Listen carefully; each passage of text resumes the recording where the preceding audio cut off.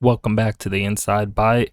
Today I wanted to go over a lot of gaming stuff. There's a lot of big releases hitting June.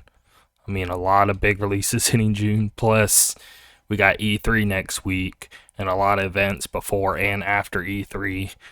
So it's more than just 2 or 3 days like the normal because we're kind of getting back into the groove of things because of the COVID and stuff. But I wanted to just go day by day here and just really go over all the craziness of June, which kicking off all of this is going to be Battlefield 6 reveal. They're doing a reveal presentation June 9th at 9 a.m. Central Time. Now, I'm not a huge Battlefield guy, so I don't really want to harp on this too long, but of course, I'm interested in what they're going to do. I would have done it live with you guys, but I'm going to be at work, and I was wondering if I should just watch it after the fact and put it up on YouTube of me watching along.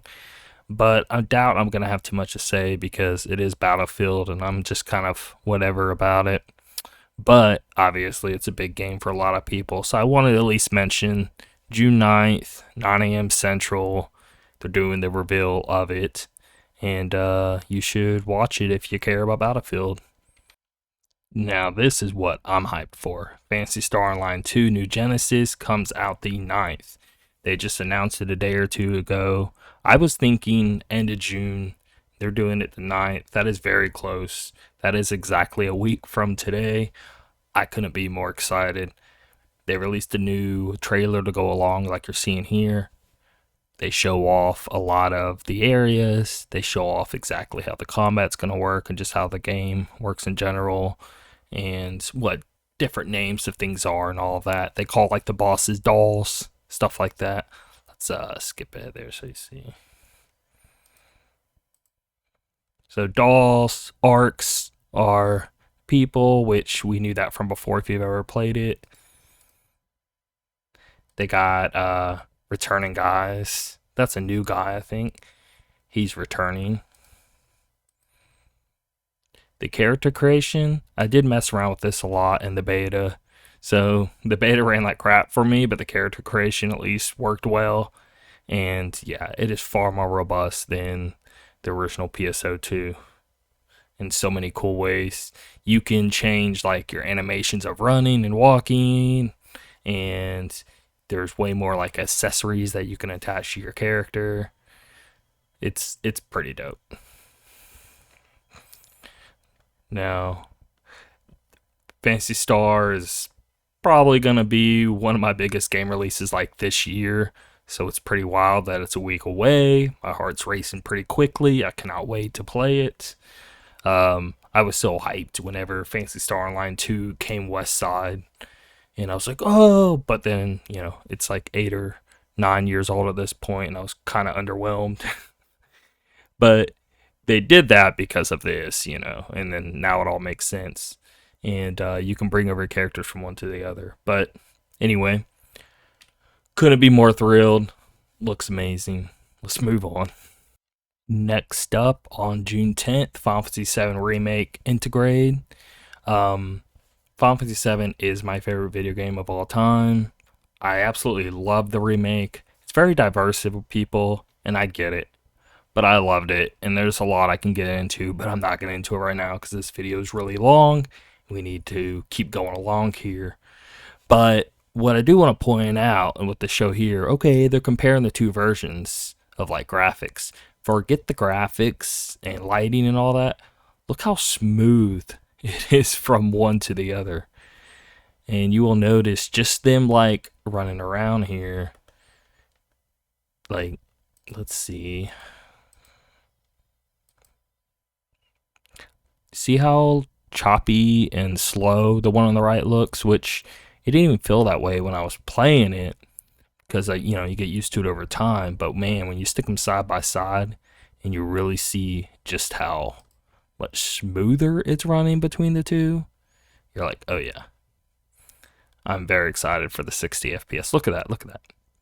Anyway, if this was part 2, this would be my number 1 instead of Phantasy Star. But it is just a added DLC with Yuffie. Now, who knows? I don't think they've even said how many hours added extra and all that. But I'm definitely going to replay through the game again in 60, play it on hard, which I can't even remember if I did. No, I played normal. So, yeah, I do want to play it on hard difficulty now, 60 FPS, which games are a lot harder at faster frame rates because you have to act that much quicker. But see, look at that. Look how much smoother it is looking outside of just the better. Anyway, man, am I pumped. And they're adding the Fort Corridor little mini game thing in this as well. That was right after you leave Midgard in the original game. You play a little afterwards, so it makes sense that it's in here because you're going to see a little of after they leave Midgard content, but who knows how far along they're going to stop, because obviously part 2 is where they're going to continue. But anyway, let's move on. The exact same day, June 10th, we're getting this Ninja Gaiden Master Collection. Now, it's all the Sigma versions, which I still keep reading. I don't quite understand. There's so many differences between Sigma and Black. Now, I have an Xbox Series, so I have 1, 2, and 3 already, and I can play them in 4K of Black, and apparently Black is the better version, so there's really no reason for me to get this. But if you have a PlayStation, definitely jump on board, because of what I can tell and keep trying to read and compare and all that, there's differences, but the game, I mean, it's still Ninja Gaiden, right? It's very nitpicky things. Some huge fans may disagree with that, but of anything that I can gather, it doesn't sound like the end of the fucking world. I'm just saying I don't need to because I already have them, and who knows, are they running in 4K? Because I know for sure that on Xbox with the Black ones, they run at native 4K, which it may be like a dynamic or something like that. But these games really are like the best of the best. Now, I did like Neo. I feel like it's the same team as this. It's not the exact same head developer, but Neo's pretty much Ninja Gaiden, but more spread out in the environment, so you're not like clogged up in a corner of the screen a lot of the time, and got a lot more freedom. And it just feels like it just upped the level of Ninja Gaiden. I'm like 3/4 of the way through the first one of Neo, and I haven't even played 2, and apparently 2 is the better one. But when I'm playing it, it definitely feels like, oh, it's Ninja Gaiden, but with some Souls-like gameplay elements or whatever. But when you're playing it, just the buttons and the way the gameplay feels Ninja Gaiden. So anyway, play this. And I just also wanted to bring up Neo because you should also play those because it's almost like the new Ninja Gaiden, I feel. Anyway, so June 9th, Phantasy Star Online 2. June 10th, Final Fantasy VII Remake Integrate and Ninja Gaiden Master Collection. And the very next day, June 11th, so 3 games, 2 days. 4th game here, the day after that, Guilty Gear Strive. I feel Arc System Works did a banger with Dragon Ball FighterZ, and they've improved way more even with this game. I played the beta of it last month or 2. I think it was in February, and man, it's amazing. My big thing is I'm not a huge fighting game guy. I mean, I love them. I just suck at them, and I like years and years, and I still can't even do like the quarter turns with the attacks. I just suck at fighting games. But I don't know. They look amazing. They're super fun to play. So it'll be one of those things to where like, hey, I'm not gonna get it myself, but you know, a friend gets it. I'll go over to the house, let him kick my ass, and enjoy every second of it. Because this game looks great. And I mean, it played great whenever I played the beta. And apparently they've only like hugely amped up from them after all the videos I'm seeing of like Maximilian Dude especially. And anyway, let's move along. So that is June 11th though. Now that exact same day, June 11th, we have huge PS5 exclusive, which while of recording, we just found out that God of War, Gran Turismo 7, and well, we already knew Horizon next one. They're all going to be on PS4 as well. So this seems like the only just PS5 game we're going to have for quite a while. But anyway, looks great. I'm telling you, what, 3 days have gone by, and there's 1, 2, 3, 4, 5 games already, and big ones at that. So I want to play this day one, but I got Phantasy Star Online 2 and Final Fantasy 7 Remake, which, I mean, those are some of my favorite things of all time. So I don't know. I'm going to fit this in when I can, but there's no way I'm going to be able to get it like day one. I'm going to be way too busy. But of course, it looks fantastic, and can't wait to play it. Really happy I do have a PS5 for this game. So anyway, let's move along. The day after Ratchet and Clank on June 12th, we are getting the exact opposite of PlayStation. We're getting an Xbox E3 showcase. Now, it's going to be 90 minutes long. It's going to be noon Central Time. And 90 minutes is huge. Now, Microsoft has gotten very big lately. Not only that Bethesda joining, which that alone is huge enough, but you know, they bought up, how many teams was that? Like 5 big teams, I want to say a year or two ago. So there's that as well. They're going to have a lot to show. Hellblade 2, I'm expecting to see there because we saw it, 2 years ago? A little teaser of it. So we know they're working on it. And then Perfect Dark. There's a lot of stuff, and I don't want to get into all the things right now. And plus the obvious Halo Infinite, which they said they would be announcing a multiplayer during the summer. I'm imagining they're going to like, oh, and you can play the multiplayer right after this E3. I mean, that'd be awesome. I'll be all over it. And apparently they may be releasing the multiplayer before the full game, which I'm about. I mean, I want to play as much as I can as soon as I can, so why not? Anyway, June 12th, that's hitting. But let's continue and not make this a full E3 speculation video.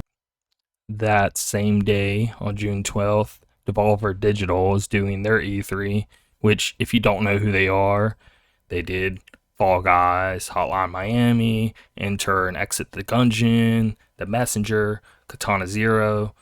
They've done a lot more. Downwell, another one.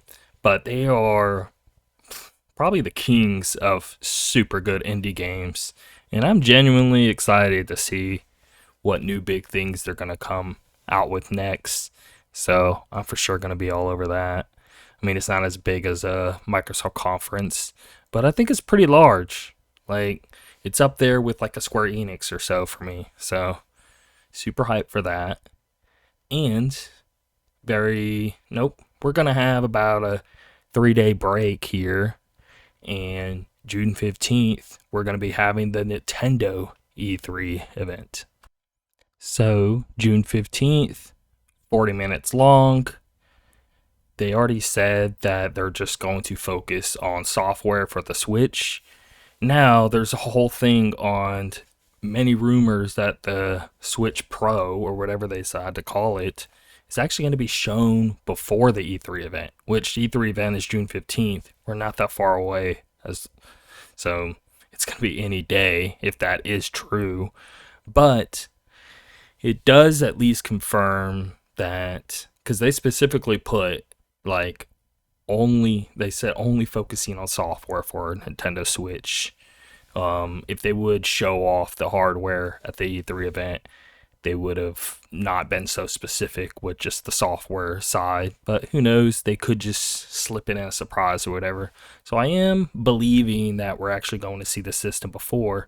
And that would like kind of make sense because, hey, a day or two before you show off the system, get all of that talk out of the way. That way you don't have to fill up that 40 minutes of details on the new Switch. You can focus on the software and show the stuff that's going to be coming to it. I paused there for a minute because I don't think they're going to be like, oh, here's exclusive only for the new Switch. I think they're going to have both and all that. Now, obviously, people can make games only for the newer or whatever, but at least Nintendo, what, year or two or three, will just throw on both anyway. I don't see any reason why they wouldn't do that. But anyway, another huger. So we got from June 9th to June 15th. A lot of stuff so far. And then we're going to have a pretty big break here. And which is, thank God, because again, I'm going to be playing Final Fantasy VII Integrate. I'm going to be playing through the whole game again. It's going to take me like a week to get through it all. Phantasy Star Online 2, on breaks of me playing that. Those two things alone, I'm already having enough time. And maybe if I finish Final Fantasy, I can jump on to Ratchet and Clank then. But June 22nd, Back 4 Blood will be coming out. And man, who doesn't love Left 4 Dead? Same people who made Left 4 Dead, Turtle Rock, working on a new game. They can't call it Left 4 Dead, but dude, it's Left 4 Dead 3. Obviously. I mean, come on, look at it. They're doing really cool things in this game, though. When I first heard it, I was cringing because I was like, oh, why does everything have to be a card system? And it just overcomplicates things. But nah, they're actually doing it really smart. If you ever played, I mean, there's a few games that do it, but Halo 5 multiplayer does it to where you're just selecting your powers before the match, or even during of different things that will happen in the game. But basically, you have one guy being like the dungeon master, and he's got like 5 cards that he's picking how everything's going to play out for the other players. And then you have the other players having their own cards that they can use to kind of kick back on different things that could play out. Not with the world, but with the character itself, where the dungeon master is all world and monster effect stuff. But you can just go into quick play and it just pick the stuff for you, or you can actually like set it up yourself. So if you really don't want to take the time to mess with all the cards, you don't have to. You can just play it like normal. But I think that's a cool thing to where once you play for a while and you get used to what the cards are, it'll give you sort of an end game thing to work towards and really get like the perfect setups, not just for you, but for a team that you play with a lot. Now, one thing that I am concerned is like crossplay. So they did say, apparently up in a Discord of the official Discord for the game, they confirmed it would have crossplay, but they didn't specify anything else, how, when, whatever. So maybe, I'm thinking maybe not at release and maybe later if they're being kind of like weird with it, because there's not a single trailer or on their website or anything like that that specifies that. But their official Discord thing of them stating so, one of the developers, I don't think that's going to be false. I just think maybe it's this whole thing with PlayStation right now, because Borderlands 3 apparently is going to do cross-play, cut everything but PlayStation, because apparently PlayStation has been charging developers to add cross-play, and maybe their publishers having things to where they don't want to pay for something if they don't have to, and constantly like any of the people that buy the game, some of the revenue will always go to PlayStation, so that does like pull a lot out. And there's enough platforms now. There's Epic, there's Steam, there's Switch, because there is a new Switch coming. They could put that on the new Switch. Anyway, so long story short, I am really kind of curious on the crossplay. The only thing though, why I'm so wondering about it, is because this would be the perfect game to play with friends across any platform, because I do like playing on my Xbox more than my PlayStation, but I will buy it on my PlayStation if I have, I don't know. It's a tough thing, and I wish I didn't have to figure all this out if it was just cross-play and we can all just play wherever we want. So, Anyway, game looks great though. Let's move on. Exact same day, we get Dungeons and Dragons Dark Alliance. Now, I'm pretty pumped for this because it has been a while since we've had like 4-player co-op behind the shoulder here, like straight action game. And they did specify that it's going to be local and online, which is really cool. That's a thing to where maybe it not be at release, but it will be a thing in general. We'll at least have online at release. Now, I don't know. The best thing about this though is Game Pass. So I got Game Pass. I'll be able to play it through there. Don't have to buy it. That way, hey, get Back for Blood same day. Oh, I just randomly received Dungeons and Dragons. Cool. Play that as well. And I wish it was like cross-play day one and we knew for sure, because that would be a great game to play with friends. But at the same time, if I'm playing with PlayStation people, they'd have to buy it to where I just get it. So it's a lot easier for me than them and all of that. And if I'm choosing between the two games, I'm picking Back for Blood, you know. But Dungeons and Dragons, same day, June 22nd. Next on it, Scarlet Nexus, June 25th. I played the demo of this. I tried the girl out. I need to try the guy out because they both have obviously different combat differences, to where she kind of like throw these like cards. I guess they're cards. I don't know. Ninja Star thing something. And the other guy's like sword.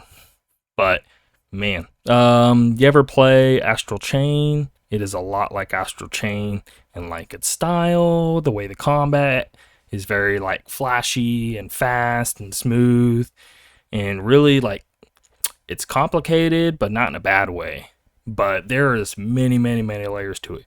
I mean, you could just like bash buttons and get score to somewhere, but I don't think so with a boss. That boss really had you like, okay, I gotta actually like learn what does what and all that, because there are so many powers that you can do, and you're managing not just your one character but 3 characters, and you can actually switch between them at any time. And I'm guessing the other 2 people will kind of come in and out of your party, but you always have the one main. But man, this game is amazing. It runs so well, looks so good. It's weebish as fuck, but man, is this game great. I go play the demo. It's out there. You'll understand. It's a lot deeper than I was ever imagining it would be. And again, if you ever played Astral Chain, you'll know what I mean by like, you're going to be really like scratching your head on what and how everything works. But it's so much fun that you're not bothered by it, I guess is the best way of putting it. Anyway, we still got some more.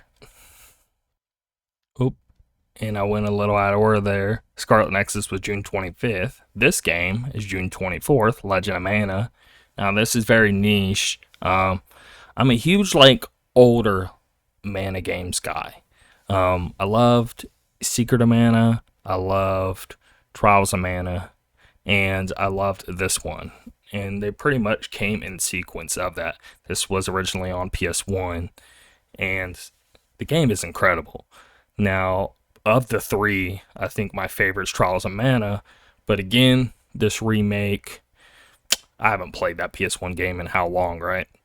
Anyway, me playing this remake may have me realize, oh, maybe this was a better one. But regardless, I mean, they're all amazing. I'm super hyped for this. Trials of Mana came out the same year as Final Fantasy VII Remake, or else that would have been my favorite game. But it's a good number 2. A lot of people didn't play this one. They didn't play Trials of Mana 2 because it was only in Japanese. The only one people ever really played was Secret of Mana. So really give this one a go. If you haven't played Trials of Mana, do that as well. And if you haven't loved it, jump to this. I would say play Trials of Mana, then play this, but you don't have to. It's not in terms of story or anything. I'm just saying it's a great game and you should play it. But yes, I'm very hyped for this. This is one of those like best of the year kind of deals for me. And man, there's so many good games though. it's I'm sitting there saying like, if there wasn't this, and this, it'd be this is my favorite game. But I mean, that kind of is the case. I'm looking more hype for this than Scarlet Nexus. Let's put it that way. And Scarlet Nexus is one of the best combat systems I've played in a very long time. But anyway, let's move along to the same day of Scarlet Nexus coming out, June 25th. We got our final game. We got Mario Golf Super Rush. Man, this is hype. It's been pretty long since I've been hyped on a Switch game.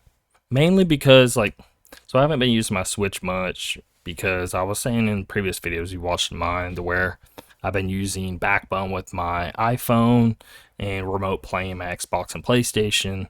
So it's a lot more powerful and on the go than what a Switch is. So it's kind of made me like lose interest in the Switch outside of just, you know, obviously the games themselves. I'm really enjoying Monster Hunter Rise, but that's about it. But now this is, I mean, the perfect party game. They're also adding what we're about to see here. What, that yeah, whatever they call it. Speed golf. That's what they call it. And I mean, this looks crazy fun. Who's not gonna want to play this? But anyway, I'm beyond excited for it. And it's kind of weird just having one random Switch game up here in the midst. No, well, Legend of Mana is Switch as well, just not Switch exclusive. But July is actually going to be a good month for Switch. Monster Hunter Stories 2 comes out. They got, I'm trying to think here. There was two other big games. What was it? Skyward Sword. And then one that I'm looking forward to the most is that Neo, The World Ends With You. I don't know if it's a sequel or a prequel or whatever, but hugely hyped on that. But anyway, Mario Golf ends out the month, and I mean, that is a lot going on in June. We got a lot of game releases. We're going to have a ton of announcements through all these E3s, and Sony, that's a big like bummer because they're not doing an E3 this year, and they just said pushed all the other games next year, so it's really just Ratchet and Clank here, and that's about it for what the rest of the year it's looking like. And those other games aren't even going to be just, they're going to be on PS4 and PS5, so technically you could just still have a PS4 or PS4 Pro, preferably. That way the games aren't super crap, because I don't know how they're going to do all this with a PS4 is, what, 8 years old at this point, and you're still going to be making stuff for that. But that's topic for a whole another day. Let's not get into that right now. But it's just a bummer that we're not going to be getting a Sony E3 because, man, those previous Sony E3s, you know, like the E3 of dreams, us even seeing Final Fantasy VII Remake for the first time, and they're always amazing. And then they just kind of teetered off with that Last of Us 2 one. And then we haven't really seen Sony much in 2, 3, 4 years. And it's kind of fading away. But, you know, hey, maybe next year. But anyway, that'll do it, guys. A lot to play. Let me know down below if there's anything outside of what I listed that you're excited to play or see from one of these events. Again, don't be so bummed on those Ninja Gaiden Sigma versions versus Black. It really doesn't seem that big of a difference to me. And, you know, maybe I'm wrong, whatever, and not super fanboyish. But don't overlook them. They're like some of the best games of all time. Play them if you'd never played them. Anyway, until next time. Bye.